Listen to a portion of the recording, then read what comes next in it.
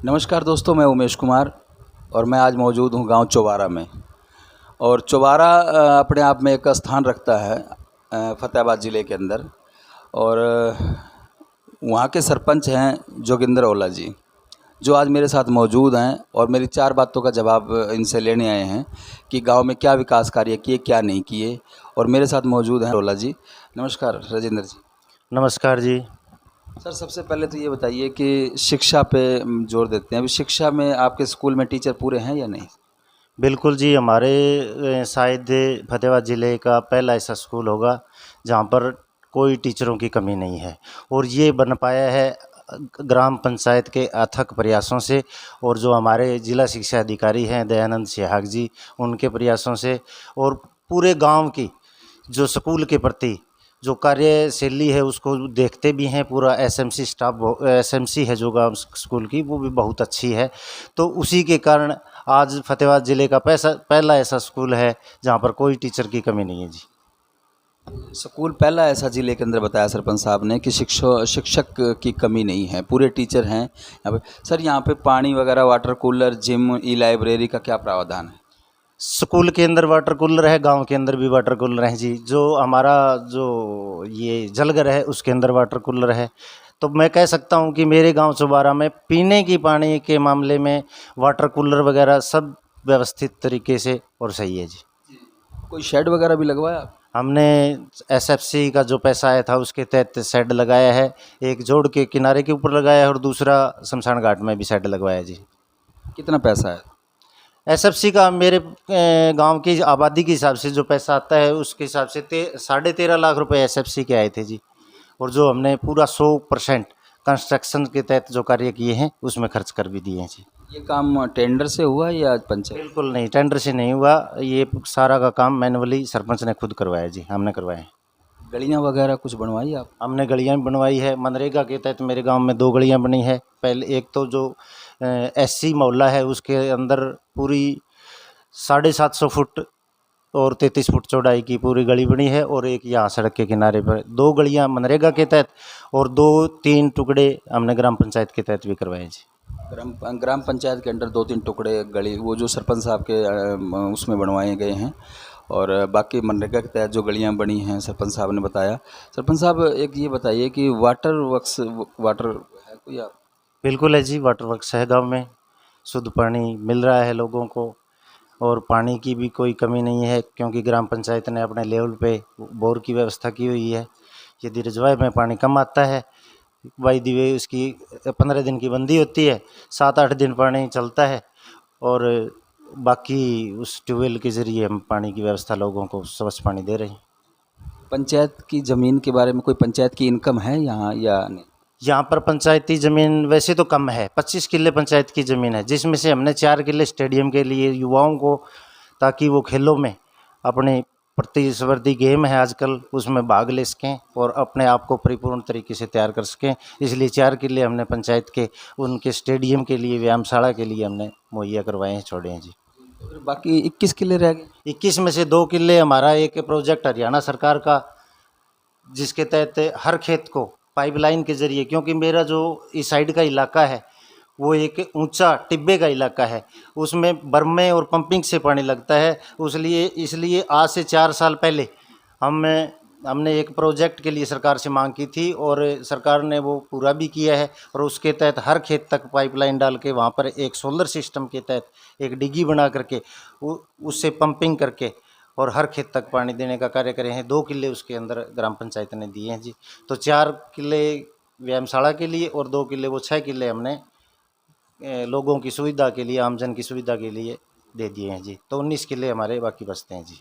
पंचायत की आमदनी के 19 किले बाकी हैं, सरपंच साहब ने बताया। सर, एक चीज़, मेरा एक अहम सवाल है आपसे, लास्ट सवाल ये है कि आज का युवा नशे की तरफ जा रहा है, तो आपके गांव में भी कुछ ऐसे तत्व हैं जो चिट्टे को लेके, कोकीन, हीरोइन वगैरह, जो ऐसा आजकल का नशा चला हुआ है उसमें हैं, या अगर हैं तो उनको किस तरीके से आप समझाने का प्रयास करोगे?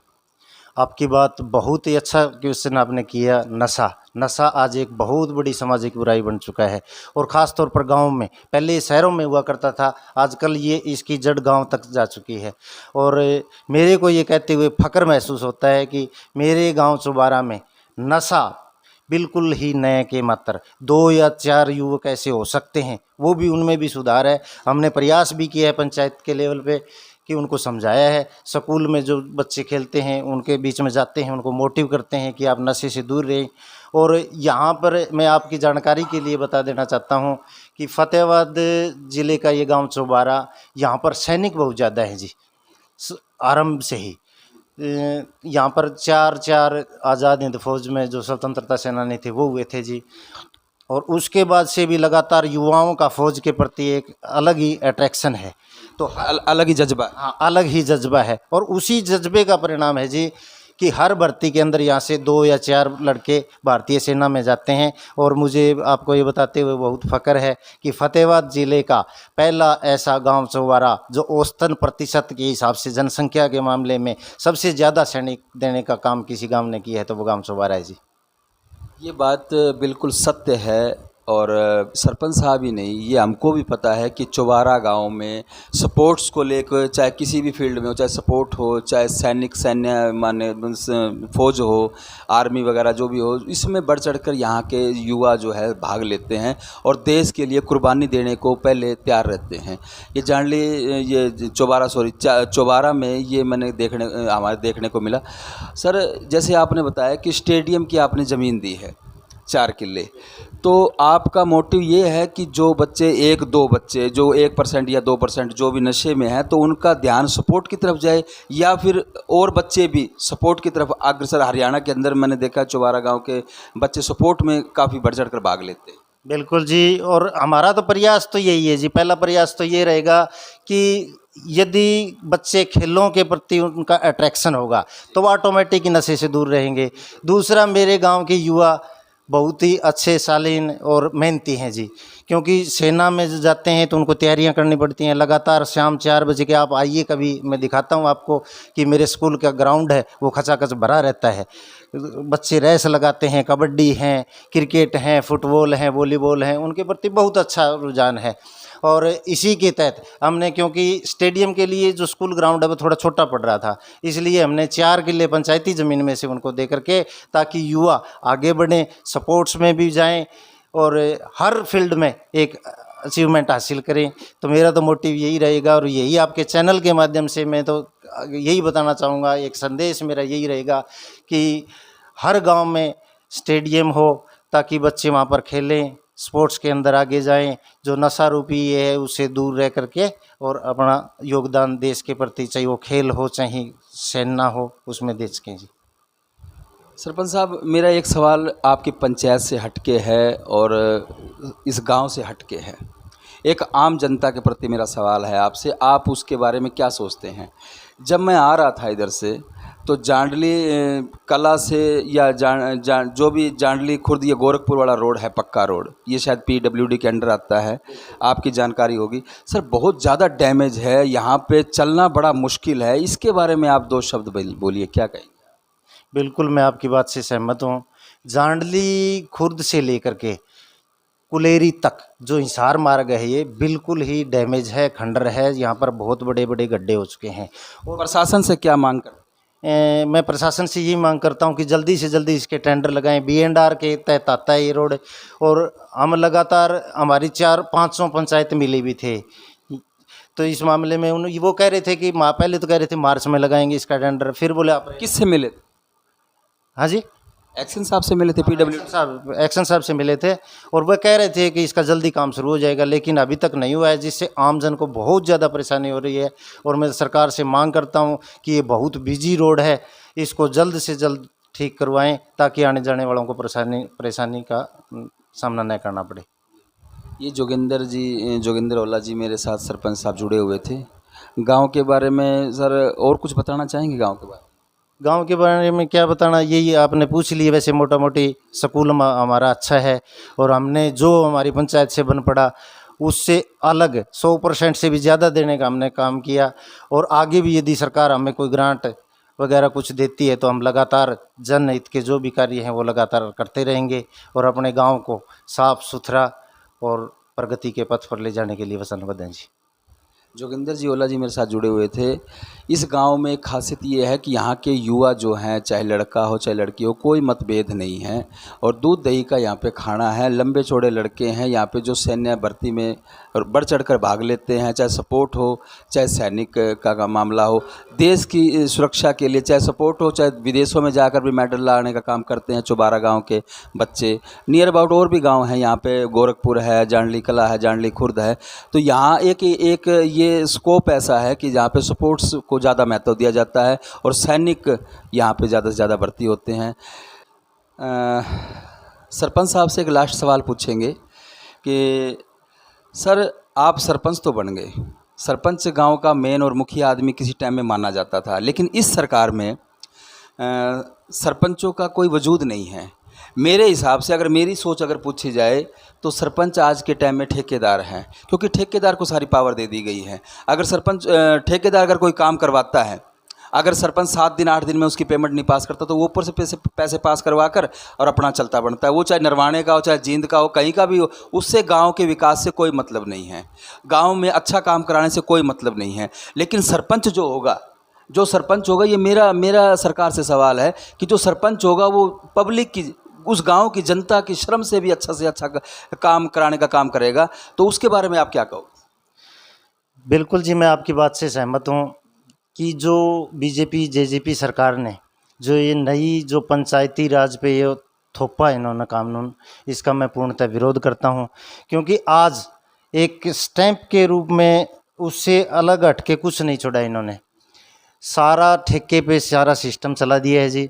और पंचायती राज जो एक्ट है, कहीं न कहीं उसके हलक में हाथ डालने का काम सरकार ने किया है। क्योंकि इन्होंने पहले तो 2 लाख की पावर इन्होंने सरपंचों की, उसके बाद में इन्होंने अपनी मर्जी से 5 लाख की, 5 काम आप 25 लाख रुपए तक के करवा सकते हो। उसमें भी कंडीशन है, उसके अंदर भी बाउंडेशन है जी। तो मैं कह सकता हूं कि सरपंच अपनी मर्जी से कुछ नहीं कर सकता जी। 5 लाख भी उनके कहने के हैं, 5 लाख, उस पर भी बाउंडेशन है जी। फला आदमी से ये सामान लेना है, फला आदमी से ये सामान लेना है, हर काम में सरकार ने बाधा डाल दी है और इसका खामियाजा सरकार को भुगतना पड़ेगा। आज हर सरपंच, चाहे वो खुल के सरकार के दबाव से न आ रहा हो सामने, लेकिन हर सरपंच के प्रति एक टीस है, रोष है कि सरकार ने उनके साथ गलत किया है और इसका खामियाजा इन्होंने यदि इस वक्त रहते हुए नहीं संभले, ये इनकी पावर को यदि न बढ़ाया, जो संपूर्ण पंचायती राज एक्ट जिसके अंदर जो पावर होती है वो इन्होंने नहीं दी सरपंचों को, तो 2024 के अंदर इनको एक बहुत गंभीर परिणाम भुगतने पड़ेंगे जी। ठीक है, चलिए सरपंच साहब, लेकिन मेरा मानना है कि इस सरकार में पंचायती राज शून्य हो गया है, ख़त्म हो गया है। एक ख़त्म कह सकते हैं कि पंचायती राज नहीं है इस सरकार के अंदर। सर, ठेकेदार के बारे में, जैसे ठेकेदार ने कोई काम भी करवाया तो अगर आप ऑब्जेक्शन करते हो तो उसके बारे में आप क्या? ठेकेदार, मैं आपको बताना चाहता हूँ जी, ठेकेदार की कोई गांव के प्रति जवाबदेही नहीं होती। ठेकेदार काम करता है और काम वो जैसा भी करता है, अच्छा किया बुरा किया, उसके बाद में उसकी कोई लोगों के प्रति जवाबदेही नहीं होती। लेकिन यदि सरपंच वो काम करवाता है तो उसको लोक लज्जा से डरना पड़ता है कि सरपंच ने यदि गलत काम करवाया तो उसके लोगों की के प्रति वो क्या वो देगा। तो इसलिए ठेकेदार का कोई सिस्टम नहीं होता, लेकिन सरकार को इसमें फ़ायदा है जी। हम मानते हैं, मैं पर्सनल तौर पे ये मानता हूँ कि इन्होंने ठेकेदारों को अपनी जेब भरने का एक माध्यम बना लिया है। ठेकेदारों से ये भारी भरकम मुनाफा अपनी जेब में लेते हैं और सरपंच इनको दे नहीं सकता, देता नहीं है। तो इसलिए इन्होंने ठेकेदारी प्रथा को सौंपा है और उनकी सरपंचों के विरुद्ध जो सौंपा है। तो ठेकेदारी प्रथा कभी भी आप कहीं भी इसका इतिहास उठाकर देख ले, ठेकेदार की कोई जवाबदेही गांव के प्रति नहीं होती और सरपंच को हर तरह का काम सोच समझ के और लोक लज्जा से करना पड़ता है। तो ओला साहब का कहना था कि ये जो ठेकेदारी प्रथा है ये एकदम गलत है। सर, इसका श्रेय आप लगभग मेरे ख्याल से आप मंत्री जी को भी देना चाहोगे? बिल्कुल, यदि हमारे पंचायत के मंत्री हैं तो उनकी तो जवाबदेही होती है, उनको भी हमारे हकों के लिए लड़ना नहीं चाहिए था, लेकिन अफसोस कि वो भी सरकार के साथ में बैठ करके हमारी कोई वो सुनवाई नहीं कर रही। ये नीति तो मंत्री जी ने ही बनाई थी, देवेंद्र बबली जी ने। हाँ, पंचायत के मंत्री है तो उनकी जवाबदेही है, उन्होंने बनाई होगी, लेकिन पूरे हरियाणा के मंत्री हाँ बिल्कुल, पंचायत के हरियाणा के मंत्री है, उनका भी दायित्व बनता था। और मैं आज भी कहता हूँ देवेंद्र बबली जी को कि प्लीज़ हमारे हकों को दुरुस्त कीजिए ताकि हम विकास कर सकें। ठेकेदारी प्रथा कभी भी विकास नहीं कर सकती। इसके अंदर तो आपने एक चौथा पाँचवा कसम हमारे बीच में एक और ला करके छोड़ दिया है, उससे तो नुकसान होगा। ठेकेदारी प्रथा से आज तक कहीं भी कभी भी किसी को फ़ायदा नहीं हुआ है। तो मैं मंत्री जी को आपके चैनल के माध्यम से कहना चाहूँगा कि हमारे हकों को दुरुस्त कीजिए। जो हमारे अधिक पंचायती के अधिकार हैं सरपंचों के, उनको पहले की तरह बहाल करिए ताकि हम अपने गांव के, अपने समाज के विकास कर सकें। जोगिंदर ओला जी का कहना था कि ये जो ठेकेदारी प्रथा है ये एकदम बिल्कुल गलत है और पंचायती राज इस सरकार के अंदर शून्य हो चुका है। और सरपंच तो जी जान लगा के गांव के प्रति काम करता है, ईमानदारी से भी काम करता है और उसको जवाबदेही भी बनती है। वहाँ की जनता उनको उस गांव की जनता सरपंच को चुनती है और चुनने के बाद में उनसे उम्मीद लगती है सरपंच से कि ये काम अच्छा करेंगे। लेकिन ठेकेदार वो कहीं का भी हो, वो आएगा और गैरों की तरह काम करके, और अगर सरपंच उस पर साइन नहीं करता तो ऊपर से BDO ब्लॉक से या SDO साहब से या किसी से भी एनीवे अपनी पेमेंट पास कराने के बाद में चलने का, यहाँ से चलता बढ़ने का काम करेगा। मेरे साथ उमेश कुमार के साथ रिपोर्टिंग। जय हिंद, जय भारत, जय हरियाणा।